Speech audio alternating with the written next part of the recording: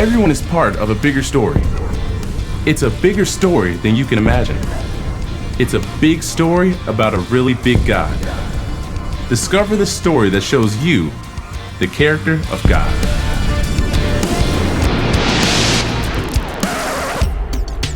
Greetings and salutations. I just like saying that. I'm CJ, and what you're looking at right now? It's my Bible. 66 books that tell the story of how God created us and loves us so much that He made a way to rescue us. Because He loves us, we can show that love to others. In fact, one of the most amazing ways we can show people what God's love looks like is by working together. That's cooperation. And I've got 4 stories right here that paint a big picture about how you can do more together than you can do alone. We get started in the second book of the Bible, Exodus. God wants to give His people, the Israelites, a special place to meet with Him and worship Him. But they're living in the desert. The plans God has given them are amazing, huge. The place will have room for a lot of people, but it can be packed up like a tent too. Seriously big job. That's why God doesn't just tell one master builder to get it done. No, God gives different skills and talents to a whole lot of people. And when they all get in gear and work together, something incredible comes out of it. Let's slide back just a few chapters to Exodus 17.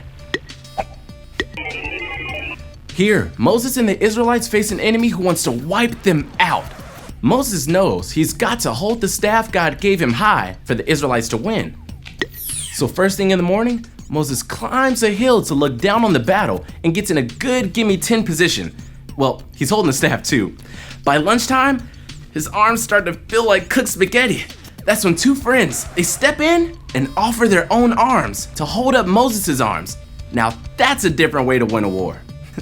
Time to jump ahead to the New Testament in Luke chapter 5.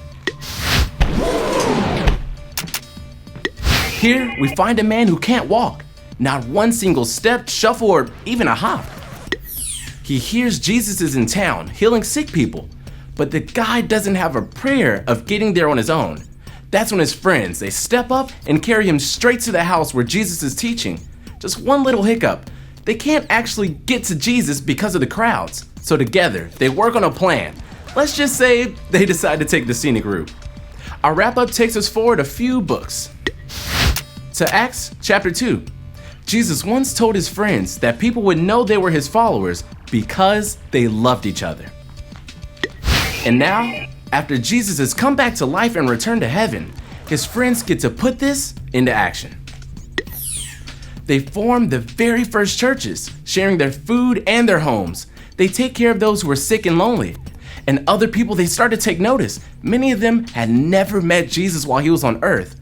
But because they see how His friends treat each other and work together, now they want to know Jesus too. It's pretty cool, huh? It just goes to show that a little cooperation can go a long way to giving people around you a picture of who God is. And I sure can't wait to see how it plays out in all of us together.